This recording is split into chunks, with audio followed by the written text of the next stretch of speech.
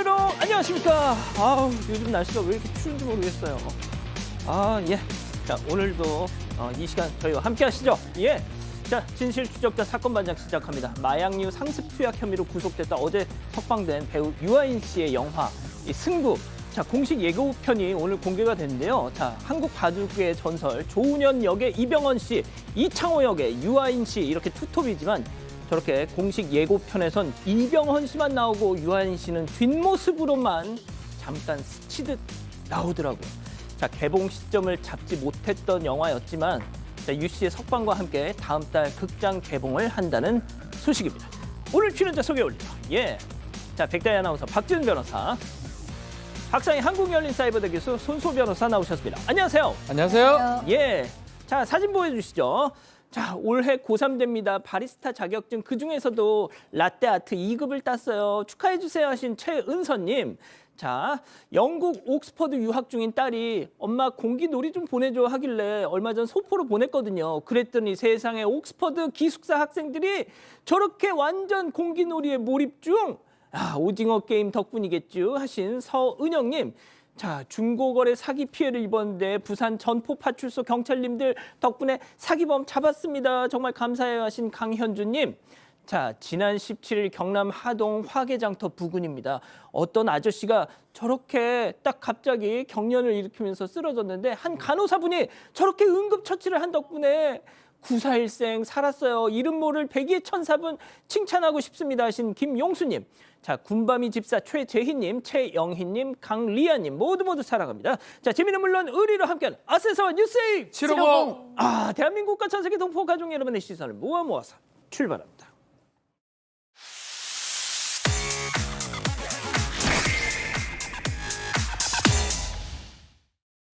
자, 첫 번째 달려보죠. 자, 흉기 살인 기사 검색했답니다. 이 대전 초등생 김하늘 양을 잔혹하게 살해한 40대 교사 명 씨 모두가 예상했듯 역시나 계획 살인인 듯 싶습니다. 자, 명 씨가 하늘 양을 살해하기 전에 인터넷에 범행 도구를 검색했다고요. 이 가해 교사의 범행 동기 또 계획 이 부분을 살인 사건이기 때문에 반드시 확인을 해야 됩니다. 이 확인하기 위해서 이 휴대폰하고 지금 PC 같은 것들을 압수수색을 했었는데 특히 검색 기록들을 좀 확인해 보니까 범행 도구를 이 사건 발생 며칠 전부터 검색을 했다고 합니다. 범행 도구를 검색을 했는데 그 범행 도구가 실제로 사용한 흉기로 사용한 도구로 밝혀졌고 이 같은 기간 이 포털 사이트에서 살인 사건 관련 기사도 수차례 검색했던 걸 조사가 됐습니다. 결국은 이제껏 이 조사를 바탕으로 하면 이 계획 범행에 무게가 좀 실린 상황이고 다만 지금 가해자가 중환자실에 있습니다. 가족 면에도 좀 어려운 상황이기 때문에 경찰도 조사를 못하고 있고 수사가 조금 오래 걸릴 것 같고요. 그거하고 별개로 대면 조사가 나중에 이루어지기 전이라도 중간에 수사 결과는 발표한다고 합니다. 예. 자, 지금 산소 마스크를 쓰고 있다던데 아무튼 오늘 더 충격적인 사실이 전해졌습니다. 명 씨가 범행 이후 치료를 받으면서 막 소리를 내면서 웃었답니다. 자, 박 교수님이 첫날부터 우리가 이 소식 전할 때 우울증보다는 그냥 반사회적 인격 장애, 사이코패스 성향이 더 보인다 했는데 이 정도면 진짜 좀 그런 거 아닌가요? 네. 이 교사 명 씨가 범행 이후에 흉기를 자해를 했는데 목 부분에 부상이 깊어서 출혈이 심한 상태인데 치료가 지금 시급하니까 응급실로 실려갔죠. 그래서 치료를 받는 와중에 갑자기 소리를 내면서 웃었다고 합니다. 이것은 그 명 씨가 현실 지금 인식 능력도 떨어지고 당연히 하늘이의 죽음에 대한 책임감이나 공감 능력도 떨어지고 또 본인이 범인이기 때문에 느껴야 되는 두려움이나 공포도 느끼지 잘 못한다고 봐야 될 거기 때문에 단순히 우울증으로 보기에는 무리가 있고 우울증보다는 좀 훨씬 심각한 정신병에 가까운 것으로 봐야죠. 그러니까 정신병에 가까운 혹은 정신병의 증상 또는 반사회적 성격 장애에 연결된 사이코패스 성장 이런 걸로 좀 더 심도 있게 보아야 하지 않을까 싶습니다. 그러니까요. 알겠습니다. 자, 다음 이어가죠. 인정사정 없이 쌩입니다. 자, 지인과 함께 즐거운 시간을 보내던 중에 끔찍한 사고를 당했다는 사방가족의 제보 영상으로 만나보시죠. 자, 한 남성이 검은 차를 막고 저렇게 서 있는데요. 이때 차가 뒤로 아이고, 자, 남성이 팍팍 치면서 막아주면 보지만 그대로 쭉 밀고 두드리지만 밀고 쭉 갑니다. 그냥 쭉. 자, 다른 사람, 아이고, 세상에. 지금 두 사람이 쓰러져 있어요. 자, 두 사람이 막는데 그러든지 말든지 그냥 쉥 가버립니다. 아니, 사람을 아주 밟고 지나가려고 작정을 한 거 아닙니까, 이거? 네, 지난해 12월 서울 강남구 논현동에서 일어난 사건입니다. 제보자가 지인과 밥을 먹고 가고 있는데 갑자기 뒤쪽에서 차가 살짝 부딪혔다고 합니다. 이 차에는 20대로 보이는 여성 2명이 타고 있었는데요. 이 제보자가 왜 그러세요라고 했는데 여성 운전자가 창문을 살짝 내리더니 당신 보험 사기지 이렇게 얘기를 하면서 다짜고짜 따졌다고 합니다. 이 제보자가 바로 차량 뒤로 가서 번호판을 촬영을 했는데요. 운전자는 그대로 차를 몰고 도주하기 시작을 했습니다. 이 제보자와 지인이 약 200m가량 쫓아갔고 인파 덕분에 붙잡을 수 있었는데요. 그런데 운전자가 이번에는 지인을 차로 부딪히고 다시 도주를 했습니다. 이 제보자는 쫓아가서 앞을 막고 경찰에 신고를 했습니다. 하지만 운전자는 제보자를 밀고 도로로 갔고요. 제보자는 도로 중간까지 끌려가다가 결국 넘어지면서 가해 차량을 놓쳤습니다. 한 외국인 여성이 지나가다가 보고 달려와서 이 제보자를 도와주려고 했지만 같이 넘어졌다고 하고요. 제보자는 팔꿈치가 찢어지고 허리에도 통증을 느끼고 있고 차에 치였던 지인은 뒤로 넘어지면서 뇌진탕 소견을 받았습니다. 외국인 여성도 손가락이 부러졌다고 합니다. 아이고, 외국인 여성분이 저걸 도와주시려다가. 자, 손 변호사님, 도대체 무슨 사정이 있었기에 저런 짓을 한 거죠? 네, 제보자는 이렇게 주장을 합니다. 경찰로부터 이런 얘기를 들었다는 거예요. 여성 운전자가 이렇게 말했다는데 제보자가 위협을 해서 무서워서 도망간 거다. 이렇게 얘기했다고 경찰로부터 들었다는 건데요. 그런데 제보자는 이 이야기에 동의할 수 없다고 해요. 당시에 사진을 촬영하는 동안에 도주를 했고 또한 영상을 다시 보더라도 10초 만에 도망간 거다. 따라서 운전자가 거짓말을 한 거다라고 주장을 하고 있고요. 그리고 또 좀 살펴봐야 되는 부분이 있습니다. 지금 사건 발생한 지 2달이 지났는데 수사가 빠르게 진행되지 않고 있다. 여기에 대해서 물어봤더니 경찰이 상대방이 변호사를 선임해서 처리가 좀 늦어지는 거다라고 말을 했다고 주장을 하는 건데요. 만약 이렇다면은 그냥 순수히 피해자라고 해서 가만히 있을 게 아니라 법률가의 좀 조력을 받을 필요가 있지 않나라는 생각이 들고요. 현재 이 제보자는 허리 통증 때문에 2달 동안 일도 전혀 못 하고 있고 또 이제 병원비도 이제 부담하는 것이 쉽지 않은 상황이라고 합니다. 그렇군요. 알겠습니다. 자, 다음 이어가죠. 아파트 향해 풀스윙입니다. 제목만 봐도 딱 느낌 팍 제보 영상 만나보시죠. 자, 아파트 화단 안에 서 있는 저 남성 옆에 매트를 깔고 폼을 딱 설마 안 돼? 시원하게 골프채를 저렇게 딱 휘둘러서 나무에다 그냥 팍 맞춰버립니다. 자, 더 큰 문제는 여기가 바로 사람들이 막 지나다니는 아파트 후문 바로 앞이었다는 거. 제발 사건 반장 좀 챙겨보란 말입니다. 자, 박 변호사님, 일단 폼부터. 엉망입니다. 엉망이요. 어프로치 연습을 한다고 보이는데 지금 폼 할 때 제가 지적할 건 아니죠. 좀 보이죠? 완전히 고개가 돌아갑니다. 저렇게 칠 바에는 안 치는 게 낫고요. 제대로 연습장에서 연습을 하시는 게 오히려 바람직한데 아파트고요. 이 제보자 아내가 이제 제보자가 들었던 바에 따르면 2주 전부터 밤낮을 가리지 않고 딱거리는 소리가 났다 그래요. 아이고. 그래서 나중에 뭔 소리냐고 밤에도 났습니다. 열심히 하는데 폼은 안 좋아요. 엉망입니다. 자, 그래서 밖에 나가 보니까 지금 골프하는 60대 어떤 남성이 골프를 하고 있어가지고 결국은 이 관리실하고 같이 가서 이거 하면 안 된다라고 얘기를 했고요. 그러니까 결국 미안하다고 하긴 했는데 미안할 게 아니고요. 저 장소면 못 치잖아요. 못 치는 사람도 이게 약간 이게 용어를 생크라고 그래요. 잘못 맞으면 다른 쪽으로 튈 수가 있어요. 그러면 차량이나 사람한테 손상이나 신체 상해를 가할 수 있거든요. 실력이 없는 사람은 연습장으로 가라. 저기서 하면 더 망가진다. 이 말씀 드리겠습니다. 그러니까요. 좋습니다. 자, 다음 이어가죠. 문제적 트럭입니다. 자, 도로에서 만난 위험천만한 트럭들 제보 영상 만나보시죠. 자, 저 앞에 커다란 트럭. 이거 옆 차선까지 막 넘으면서 아슬아슬 달립니다. 자, 그런데 적재물이 커도 너무 크다 싶었는데 자, 가까이 가서 봤더니 한번 볼까요? 짠! 눌린 햄버거 마냥 양옆으로 쭉 짐이 차선을 넘어서 파! 손 변호사님, 네. 아니 뭐 내 옆으로 차 지나가지 말라는 겁니까 이거? 일주일 전이죠. 지난 12일에 제보자가 평택의 한 도로를 지나가다가 저 장면을 목격을 하고 이제 촬영해서 제보한 건데요. 그런데 오해하시면 안 돼요. 제보자가 운전자가 아닙니다.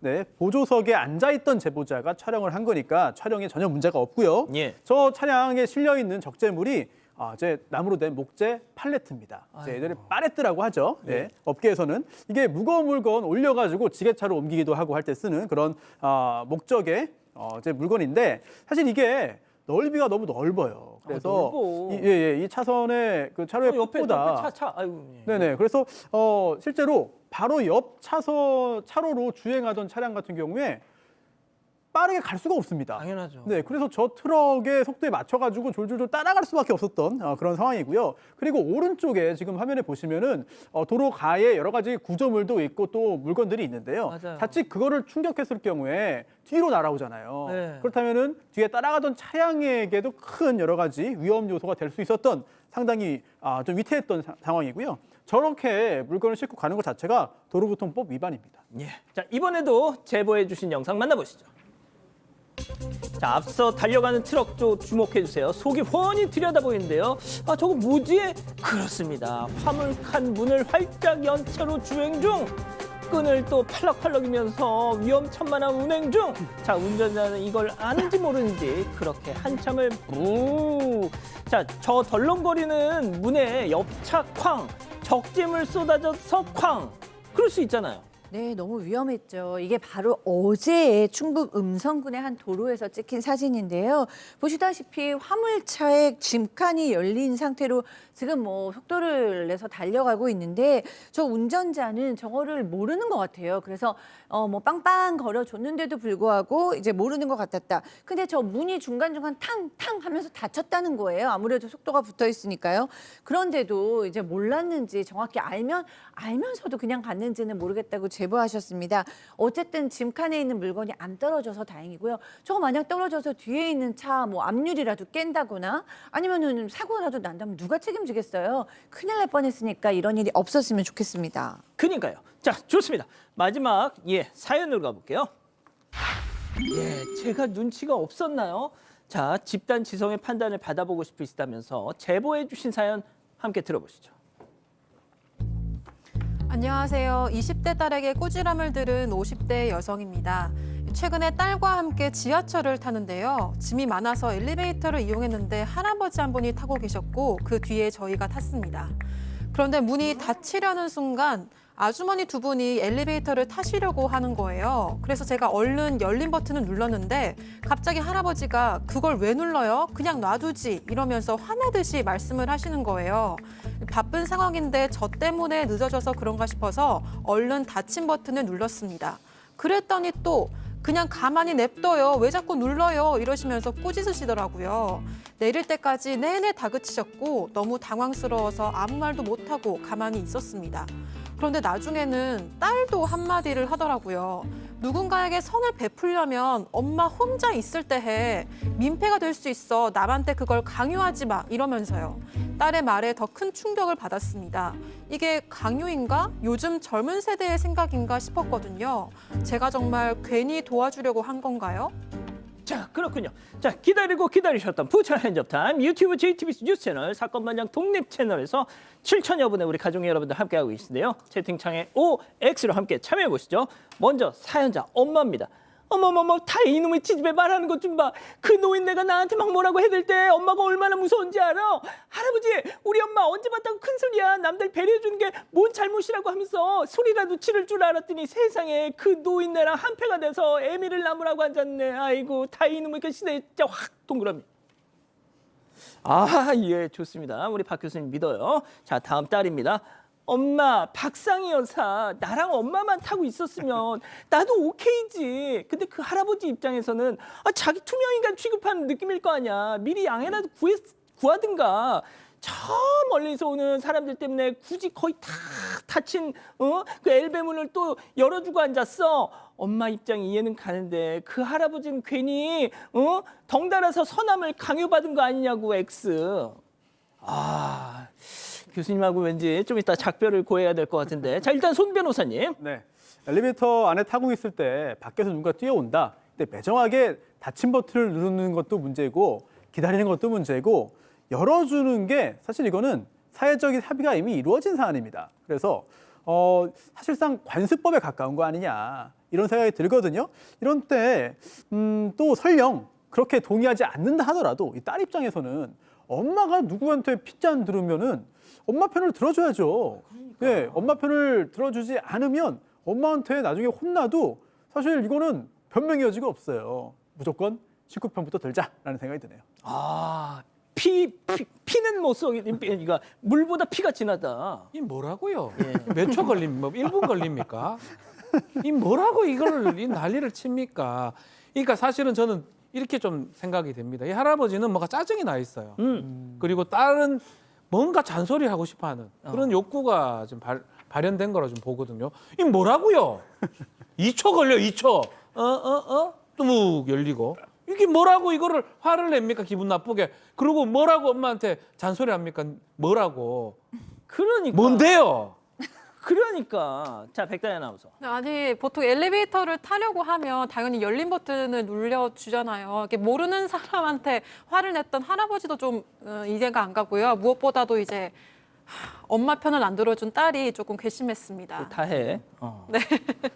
자, 박 교수님. 아, 진짜 네. 궁금합니다. 네, 지금까지만 들어보면 저는 나쁜 사람이죠. 맞아요. 네. 그런데 제가 이거를 한 번 생각하고 두 번 생각하고 세 번 생각하고 몇 번 생각을 했어요. 근데 간단하게 생각하면 그래, 뭐 누군가가 앞에 서 있으면 열어주면 좋은 거죠. 적어도 열어줍니다. 그런데 일단 딸의 생각을 한번 공감해 보자라는 거예요. 근데 딸도 열어주지 말자라는 것이 아니라 어떨 때는 이렇게 누군가가 엘리베이터에 있으면 그 엘리베이터에 있는 사람이 바쁜 일도 있을 때는 그리고 그 할머니들이 저기서 뛰어온 것도 아니에요. 그냥 천천히 와서 쓰신 거예요. 굳이 열면 밖에 있는 분한테는 친절함이 되지만 앞에 안에 있는 사람한테는 불쾌함이 될 수도 있다라는 얘기를 한 거고 또 어머니께서 요즘 MZ 애들이 다 이 모양인지 정말 충격받았다고 하셨는데 그 딸도 늘 이렇게 하는 게 아닐 거예요. 그러니까 센스에 대해서 얘기하고 있는 걸 것 같고 이 딸도 어쩔 때는 뒤에서 이제 할아버지가 엄마 욕을 하니까 자기도 속상해서 엄마 편을 나름대로 또 든 얘기입니다. 엄마 그렇게 좋은 일 하면서 욕 먹지 마. 이런 얘기를 한 거예요. 그러면서 시도 때도 없이 그렇게 좋은 일 하는 게 무조건 좋은 건 아니야. 라고 얘기했고 그 딸도 그렇게 늘 닫고 이렇게 매정하게 생활하지 않을 거라고 저는 생각합니다. 이게 문제가 제가 뭐 그 제 경험이 죄송한데요. 좀 급한 일이 좀 있어서 닫다가 걸린 적이 있거든요. 아, 다가오고 이제 닫다가 그런 경우는 잘못된 거예요. 다가오는 걸 막 닫아요. 이 사람들 태우면 내가 늦어질 것 같아서 맞아요. 그런 잘못된 거지만 열어주는 거가 뭐라 하는 거나 저는 저는 좀 엄마가 잘못했다는 게 아니고 엄마는 잘하셨어요. 따뜻한 마음으로 매너를 지킨 건데 딸도 그렇게 생각할 수 있다는 거죠. 그러니까 엄마 생각도 다 틀리지 않았지만 딸도 그렇게 생각할 수 있다는 거고 저는 딸이 공감할 수 있다라는 겁니다. 딸은 그냥 그렇게 살아알면 좋겠어요. 그냥 조용히 아무것도 하지 마시고 잔소리 하시면 저는 안 된다고 아, 생각해요. 잔소리 아니에요. 자, 알겠습니다. 우리 가족 여러분들은요. 네, 무기마루님 열림 누르는 게 예의죠라고 하셨고요. 콩순이세이님 세상이 너무 각박하네요라고 하셨습니다. 하지만 이초코님은 지하철 엘리베이터가 다시 닫히면 오래 걸려서 그래요라고 하셨습니다. 그렇군요. 자, 사건 반장 제보 메일과 카톡 제보 채널에선 많은 사연 제보 기다리고 있습니다. 자, 반장픽 이렇게 정리하고요. 첫 번째 사건 이어갑니다.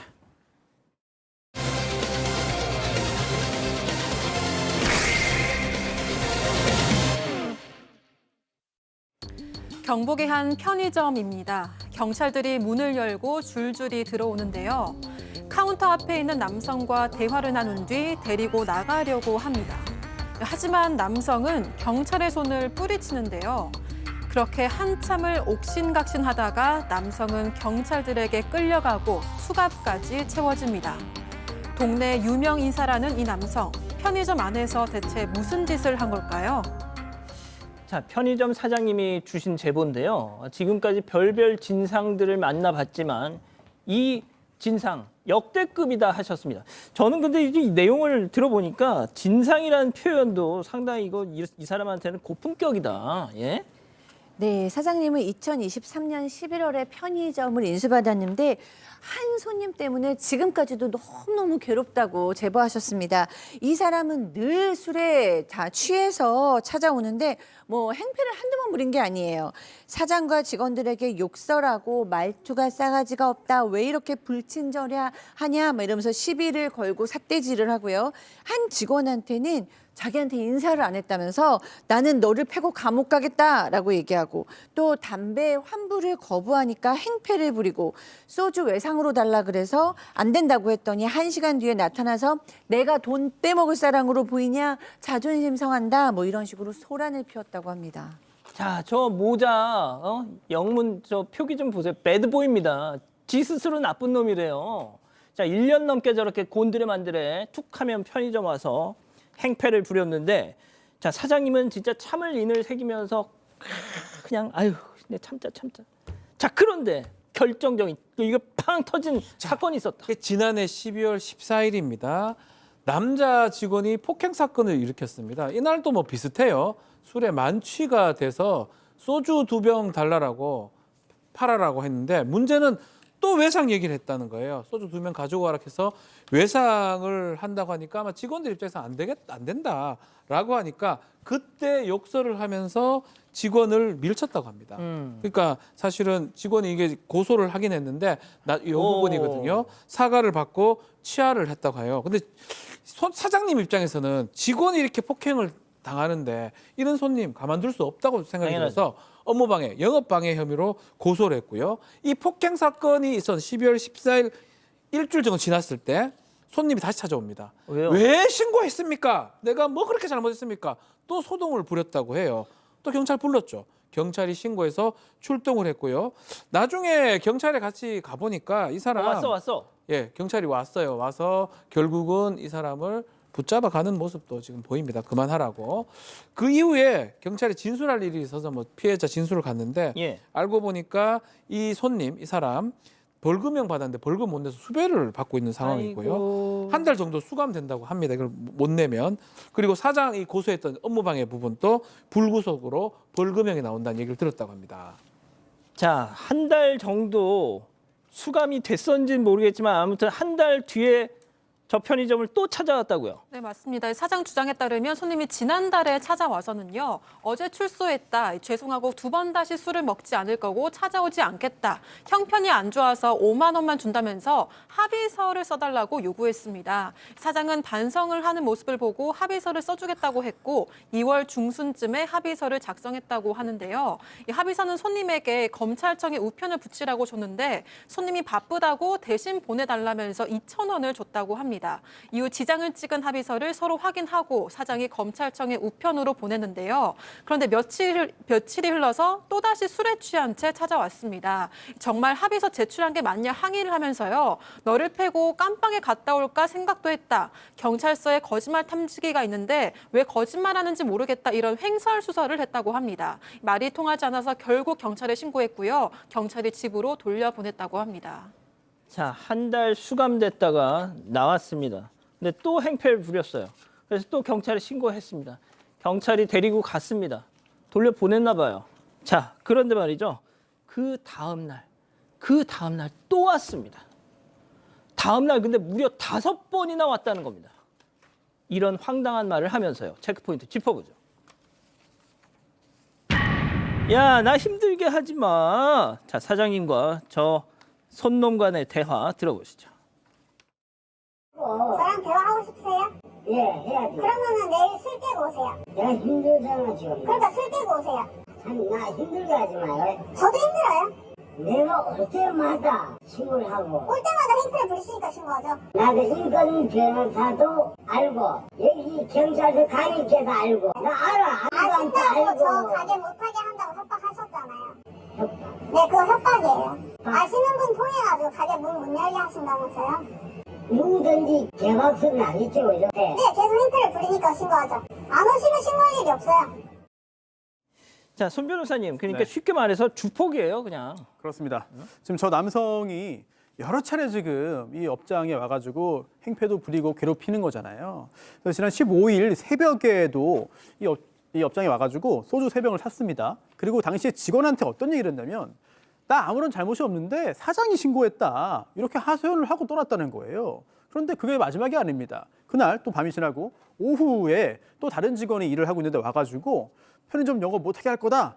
사장 전화번호 달라라고 얘기를 했다는 거예요. 그래서 그 직원이 이 사장님에게 연락을 했고 곧바로 경찰에도 신고를 했고 이 현장으로 달려갔는데 이렇게 손님하고 대화를 나누는 중에 경찰이 이제 도착을 한 거죠. 경찰이 데리고 나가는 와중에 저 남성이 저 사장을 지칭하면서 저 여자 뭐가 없네 뭐 이렇게 욕설도 하고 이렇게 경찰과 함께 집으로 돌아갔고 경찰도 크게 문제 삼지 않고 사건 종결하고 돌아갔는데 문제가 있습니다. 그런데 다시 얼마 지나지 않아서 길 건너편에서 저 남자가 또 보인 거예요. 저 모자에 저 배드보이 저거 되게 신경 쓰이네요.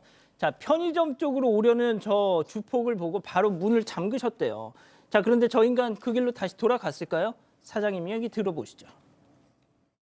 근무자가 문을 잠궈버렸어요. 못 들어오게. 네, 그러니까 이제 핸드폰 가게로 바로 갔었다고 하더라고요. 들어와가지고 그 손님한테 칼로 너희들 다 죽여버린다 하면서 그렇게 얘기하셨다고만 하더라고요. 네, 그래가지고 거기 핸드폰 사장님도 경찰에 신고하시고 뭐 저희처럼 젊거나 체력 좋은 분신 그러시면 안 건드시는 것 같아요. 그냥 뭐 어르신들한테 막 욕하시고 뭐 그런다고 하시더라고요. 강력 약강이라고 약한 사람들한테는 욕하고 좀 자기보다 강해 보이는 사람들한테는 아무 말 안 하고 그냥 가시더라고요. 자, 박 변호사님. 예. 이 소위 말하는 동네 주폭들 그렇죠. 술 얘네들이 진짜 무서운 게 무서워하는 상대가 누구든 무서워하질 않습니다. 자, 약한 사람은 약하니까 막 행패를 부리고 강한 사람들한테는 또 얻어맞아서 합의금 받아가지고 또 아이고 오늘 개 이득이네 막 하면서 그걸 또 즐겨요 또. 무섭습니다 얘네들. 맞습니다. 이렇게 행패를 부리고 술 먹고 이제 이런 행동을 계속 하는데 전날도 마찬가지입니다. 이 사장님의 이제 주장에 따르면 휴대전화 가게에 가서 또 행패를 부립니다. 거기서 뭐 사람들한테 여기 다 죽여버린다라고 하면서 결국 또 경찰이 와서 그 자리를 떠났다고 해요. 여기 휴대전화 가게입니다. 근데 문제가 또 있습니다. 그날 오후에 5시 반쯤에 또 편의점에 찾아옵니다. 아휴. 결국 찾아오니까 이제는 어쩔 수 없다 생각이 들어서 사장님이 신고를 또 경찰에 하니까 신고한다고 또 시비를 거는 것 같아요. 뭐 여기는 뭐 심심하면 신고하는 곳이냐? 왜 자꾸 신고하냐? 이렇게 신고하는 걸 뭐라 하니까 사장님 입장에서는 당연히 이상한 짓을 하고 범죄를 저지르니까 신고하는 것이다 라고 하고 결국은 경찰하고 실랑이를 하다가 영업방해 현행범으로 체포하겠다는 소리를 듣고 집으로 돌아갔다고 합니다. 근데 또 이게 끝이 아닙니다. 끝나면 뭐 다행인데 그날 저녁 8시 30분에 또다시 찾아옵니다. 이 나 좀 예뻐해 주면 안 되냐? 내가 뭘 잘못했냐? 내가 술 먹는데 그게 술 먹는다고 이게 좀 죄냐? 또 이런 얘기를 하니까 또 신고를 해서 경찰이 결국은 수갑을 채워서 데려갔다라고 합니다. 결국 사장님 입장에서는 업무방해, 영업방해 혐의로 다시 고소장을 제출했고요. 근데 뭐 이 구속은 안 된 것 같아요. 근데 어제도 술에 취한 채 또 사장한테 찾아옵니다. 찾아와서 당신한테는 안 팝니다. 라고 하니까 아이고야 이번만 한번 좀 팔아주세요. 라고 행패를 부리다가 떠났다고 합니다. 아니 어떻게 살아 이러면? 자, 손 변호사님 진짜 저는 처음에 이거 봤을 때 사장님이 편의점 사장님이 여성이어서 저랬나? 근데 들어보신 것처럼 옆에 휴대폰 판매점에 가서도 행패를 부리고 얘는 그냥 계속 아무한테나 대고 저러는 거예요. 어떻게 삽니까 이러면은? 안 그래도 이제 노부부가 운영하던 슈퍼가 있었는데 2년 전에 문 닫고 다른 동네로 갔어요. 근데 그게 바로 저 남성 때문이라고 해요. 그리고 또 미용실에서도 행패 부리다가 붙잡혀가기도 하고 또 지나가던 어르신들에게 욕설도 하고 흉기로 여러 가지 흉기로 죽여버리겠다 뭐 이런 협박도 하고 게다가 이게 2023년 11월에 이 편의점을 인수한 거잖아요. 그런데 그 전에 운영을 하던 편의점 사장에게도 행패를 부려가지고 괴로워했었다 이런 이야기까지 들었는데 이 정도까지 심각할 줄은 몰랐다는 거죠. 자, 그리고 좀 전에 벌금을 내지 않아가지고 한 달 정도 안 보였다고 그랬잖아요. 이거는 아마 노역장 유치로 짐작이 됩니다. 왜냐하면 보통 이제 하루에 일당 5만 원 정도로 해서 벌금을 내지 못하면은 이제 속된 말로 이제 몸으로 가서 이제 일을 하는 거죠. 그래서 100만 원 또는 150만 원 정도 벌금을 안 내가지고 그냥 이렇게 한다라고 한다면 어느 상황, 어떤 상황인지 알 수 있을 것 같고요. 그런데 그럼 해결책이 있느냐? 사실 정말 죄송한데 제가 뾰족한 또는 뚜렷한 어떤 해결책을 제시하지 못해요. 제가 잘 모르겠어요. 그래서 혹시 제가 잘 모르고 박준 변호사님이 혹시 뭐 방법을 아는지는 모르겠습니다만 혹시 아시는지 좀 궁금하고 저는 정말 죄송합니다. 제가 해결책을 제시해드리지 못할 것 같아요. 그냥 피하는 게 상책이라고 하지만 어떻게 매장을 어떻게 다른 데로 옮깁니까? 아니 뭐 잘 알아서 모르겠어요. 지가 찾아오는데 어떻게 피해요? 해결책이 잘 안 보여서 너무 답답하고 죄송스럽네요. 뭐 이제 사실 좀 더 큰 범죄를 저지르면 뭐 가능한데 또 그걸 또 유도하거나 그것을 바랄 수는 없기 때문에 저 역시 마찬가지고요. 적절하게 좀 대응을 하셔야 될 것 같고요. 상습적으로 이렇게 한다면 저는 뭐 스토킹 처벌법 등도 가능할 것 같거든요. 법적인 좀 조치를 취하시는 게 바람직하지 않을까 생각이 듭니다.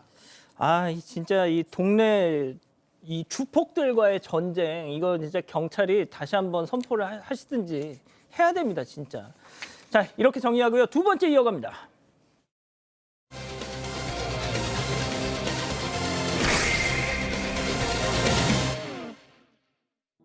경기 양주시의 빌라에서 아래층에 사는 남성을 흉기로 찔러 살해한 40대 남성이 구속됐습니다. 가해자는 층간소음 때문에 다투다가 홧김에 범행을 했다고 했는데 경찰과 유족은 사실이 아니라고 밝혔습니다. 사건의 전말을 알아봅니다.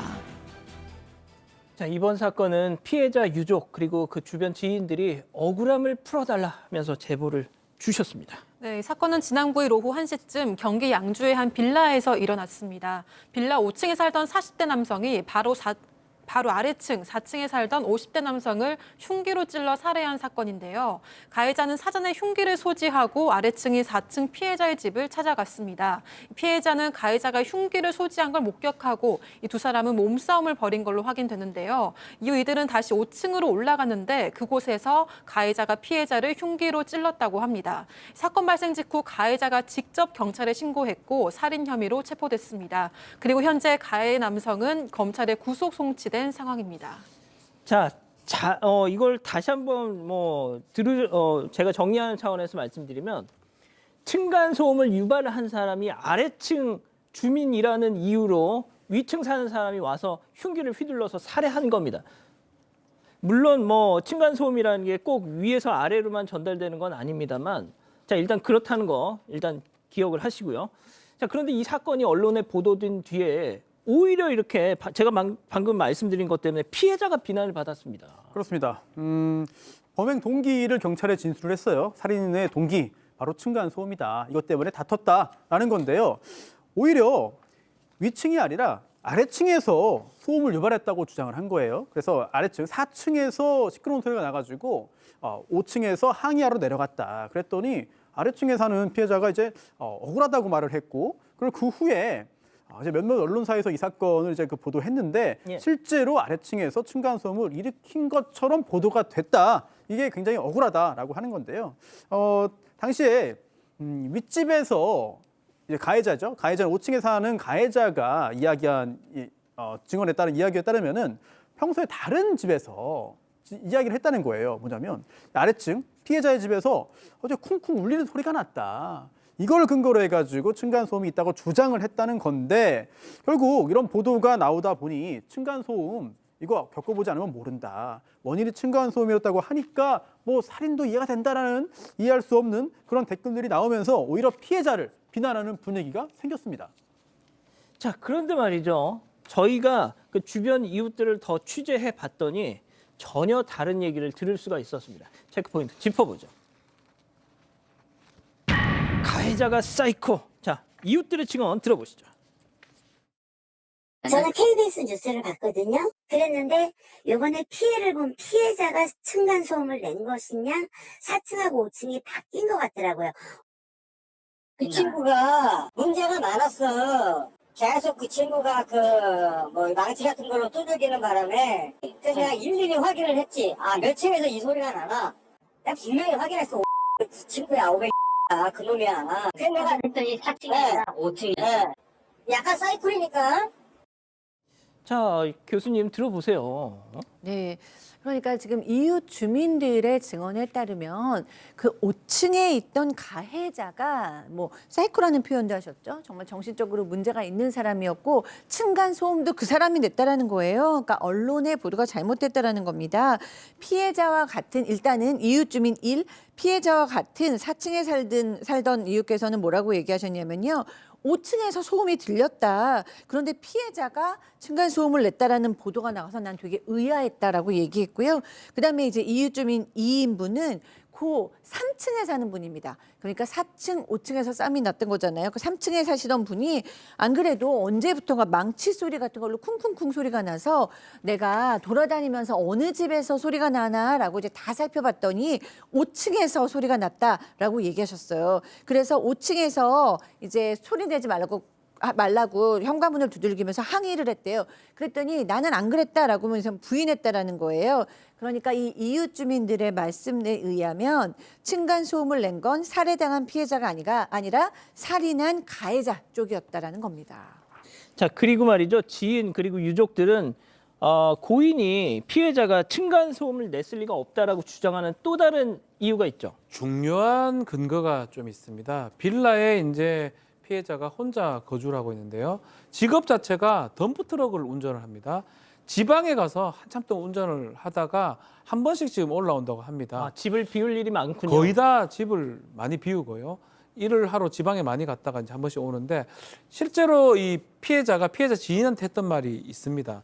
출장으로 집을 비웠는데 위층 사람이 자꾸 층간소음 내지 말라고 전화를 한다. 이 사람 정말 이상한 것 같다. 이상한 사람 같다. 이런 호소도 했다고 하고요. 또 이 가족들이 연휴 때 집에서 모였는데 5층에 사는 가해자가 와가지고 소음 내지 마라 했는데 소음도 안 냈다 이런 얘기를 했다라고 하고요. 범행이 있는 날이 중요합니다. 다른 지역에 숙박을 해가지고 집을 비웠었어요. 아이고. 근데 들어오자마자 살해를 당했거든요. 결국은 층간소음 얘기는 이 가해자 진술일 뿐이고 피해자가 층간소음을 유발했는지 이 부분은 경찰 관계자에 따르면 확인된 바가 없기 때문에 가해자 주장에 신빙성은 없다라고 보고 있습니다. 자, 지금 경찰 관계자의 저 말 워딩이 나가는 것처럼 경찰에서도 확인을 못했습니다. 자, 그렇다면 종합을 해보면 가해자는 본인이 층간 소음을 일으켜 놓고 아래층에 살던 피해자에게 왜 네가 층간 소음 내냐 뭐 이렇게 시비를 걸고 다녔다는 그런 얘기가 되는데 이상한 점은 이게 전부가 아니었다는 거죠. 이웃 주민 얘기 더 들어보시죠. 나는 저 사람이 정상적인 사람이 아니다라는 걸 나는 알고 있었고 주변 사람들도 다 알아. 우리 집 망치 들고 와서 현관문을 박살냈다니까. 그리고 내가 LH에 내가 전화해서 분명히 그랬다고. 이거 언젠가 큰일 터진다. 제발 무슨 조치 좀 취해달라. 네. 신경 안 쓰고 다 결국 큰일 터진 거 아니에요. 사람이 죽었는데 그 멀쩡한 사람이 센터 같은 사람이 그게 나였을 수도 있었어. 내가 그날 있었으면 그랬으면 나 찔렀을 거 아니야. 자, 교수님 좀 어떻게 보세요? 네. 뭐 주변에는 지금 뭐 정신병력은 없었다라는 걸로 알려지고 있지만 정신병력이 뭐 지금 살펴지지 않는다고 해서 이상이 없었다고 얘기할 수는 없죠. 이 분이 가해자인 분이 지금 이웃 주민들의 얘기에 따르면 정상적이 아니었다라는 걸 주변 사람들은 다 알고 있고 실제로 본인이 층간소음을 내놓고 그거를 지적하는 사람한테 망치를 가지고 와서 현관문을 다 박살냈고 결정적으로 그 한층 아래로 가서 살인을 저질렀잖아요. 그렇기 때문에 이웃 주민들의 얘기가 맞을 가능성이 상당히 높은 겁니다. 그러니까 정신병력은 찾아지지 않지만 병원에 가지 않았던 걸 수도 있고 그런 병이 있었지만 사고가 나지 않았었을 수도 있는 거죠. 그렇기 때문에 문제가 없게 보였다가 이번에 사고가 난 걸 수도 있고 아니면 그 어떤 병원이 이제 막 시작되었을 수도 있고 그렇기 때문에 이 사람은 문제가 없는 사람이었다라고 얘기할 수는 없을 것 같습니다. 자, 뭐 마지막으로 유족들의 얘기 한번 들어보시죠. 동생이 그날 그냥 오자마자 옷도 못 벗고 그냥 바로 그 외출복 그대로 입은 상태에서 그대로 죽은 거예요. 지금 그 동생 그 시신 상태는 저하고 형만 봤어요. 여동생이 뭐 다 여자들이고 조카들이고 다 안 보여지고 너무 많이 건드려 나갔고 이건 뭐 아주 그냥 안 하죠. 완전히 상체 쪽으로 다 난자를 해놨어요. 너무 끔찍해갖고 내가 봐도. 뭐 좀 끔찍한 표현을 쓰셨는데 예. 이 정도로 시신의 훼손 상태가 심했다. 진짜 사실은 귀가하자마자 살해당한 겁니다. 옷도 갈아입지 못하고 살해당했는데 뭐 좀 표현이 있었는데 난도질을 했던 것 같아요. 시신 상태가 너무나 참혹했기 때문에 유족들도 다 보지 못하고 막 일부만 좀 남자 일부만 확인했다고 하고요. 얼굴을 비롯해서 온몸에 흉기 자국이 있었다고 하는데 아마 봤던 분들이 얼굴 뭐 이런 자국 때문에 그 잔상이 남아서 잠을 제대로 못 잘 정도다라고 얘기를 하고 있습니다. 근데 본인은 이제 우발적 범행을 주장하는데요. 흉기를 미리 소지했던 것 같아요. 그래서 그걸 소지하고 찾아갔던 점 봤을 때는 계획적 범행이 맞고요. 특히 이제 이 층간소음이 반대로 좀 됐잖아요. 예. 그 부분을 좀 바로잡고 싶다라고 얘기를 하고 있는 상황입니다. 알겠습니다. 예. 두 번째 사건 이렇게 정리하고요. 별별 상담소 이어갑니다.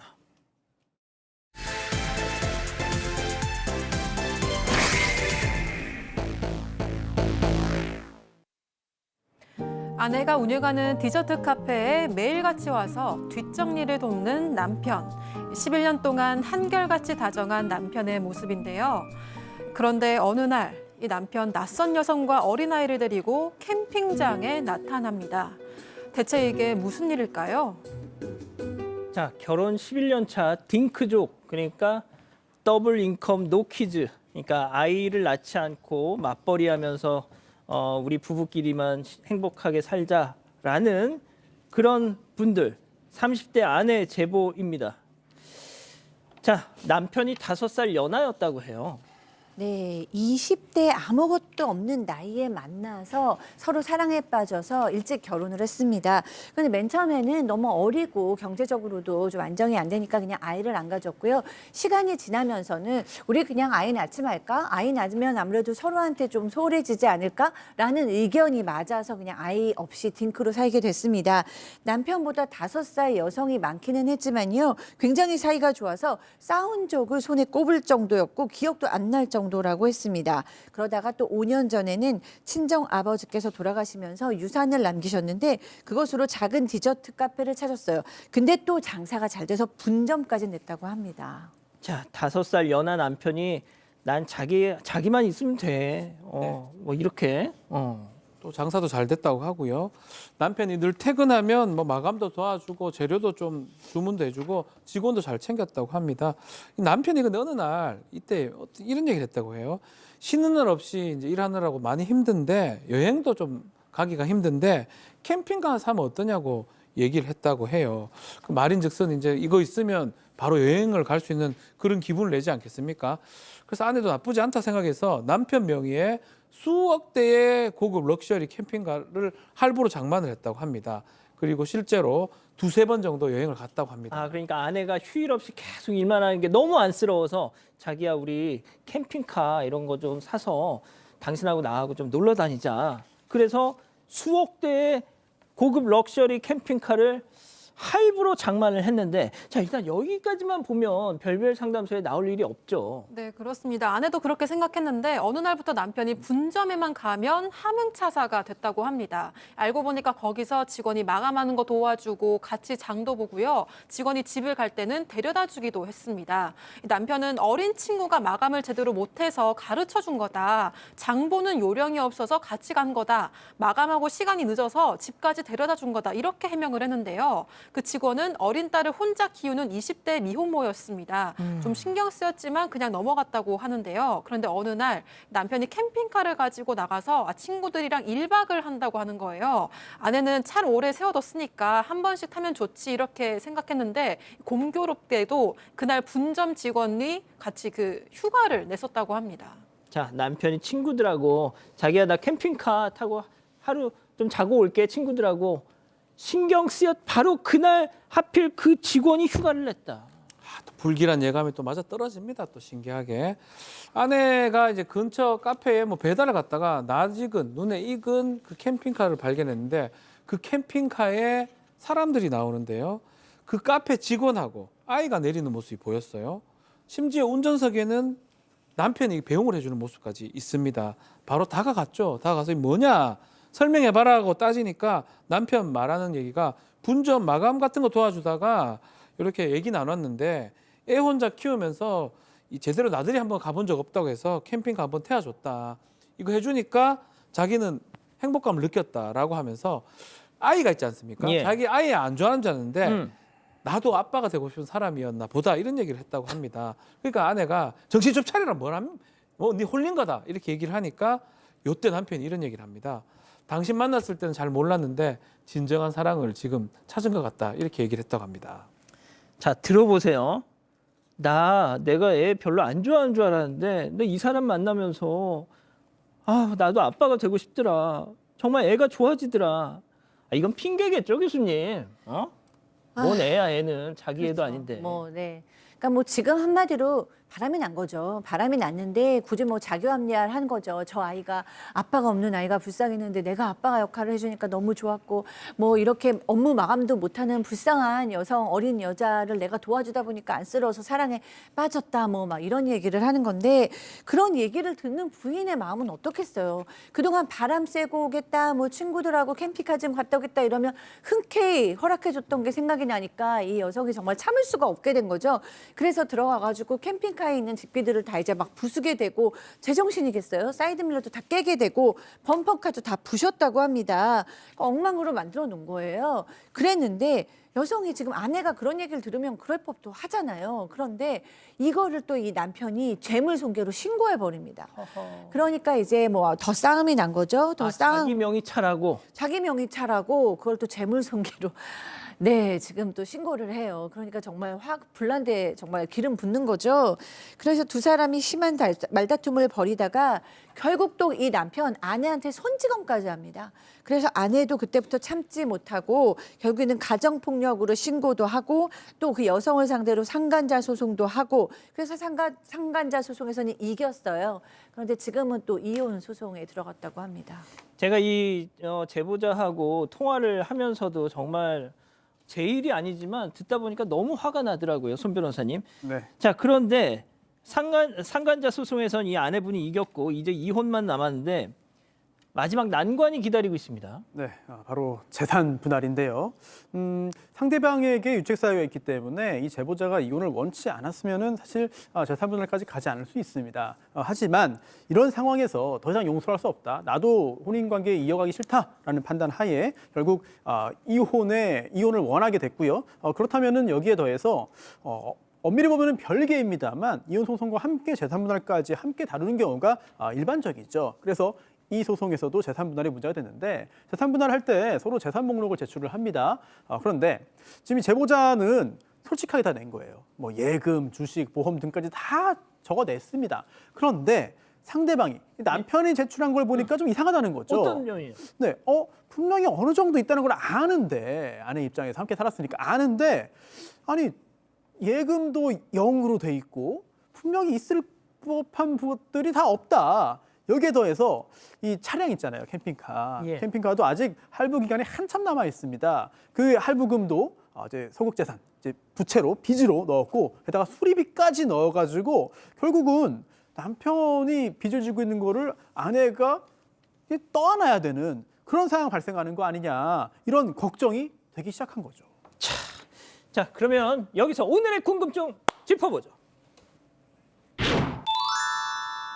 유책 배우자인 남편과 이혼 소송 중인데 이 재산 분할 꼼수에 어떻게 대응을 해야 되느냐. 자, 일단 박 변호사님부터요. 자, 일단은 뭐 유책 배우자라고 해서 뭐 재산 분할에서 유리하거나 이런 부분은 별로 없습니다.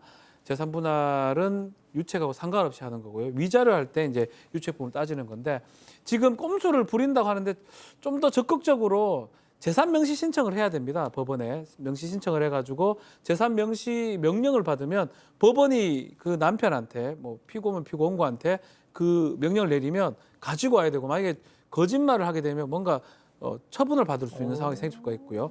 그리고 필요하면 모든 걸 사실 조회를 해야 돼요. 통장 내역 다 확인해야 되고요. 어떤 부동산 내역이라든지 확인이 다 가능합니다.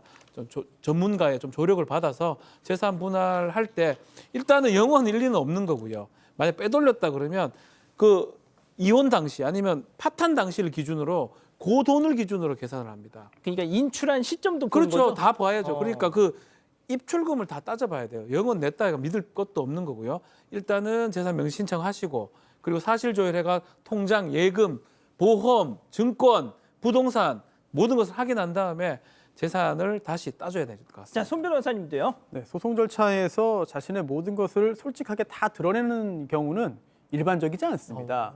더군다나 지금 이 건처럼 가사소송, 특히나 이혼 소송에서는 더더욱 그렇거든요. 따라서 상대방이 감춘다, 상대방이 숨긴다, 상대방이 빼돌린다. 이거는 당연히 그렇게 할 거라고 생각을 하고 대응을 해야 돼요.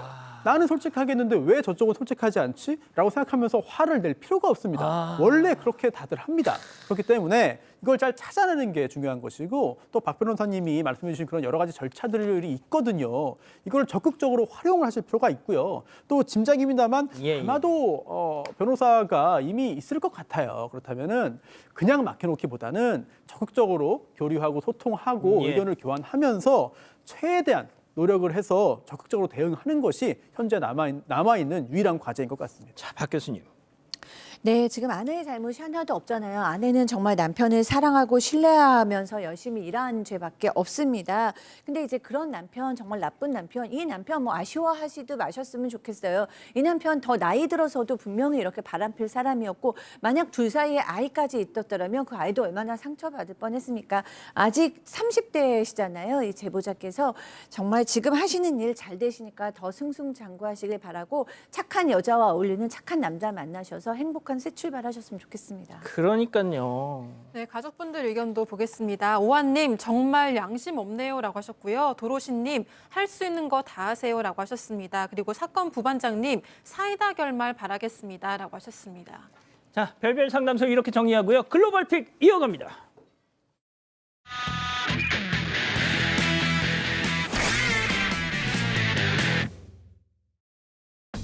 한가롭게 걷고 있는 사람들 뒤로 차 한 대가 쭉 미끄러져 버리는데요. 그대로 사람들과 서 있는 오토바이를 덮쳐버리고 맙니다.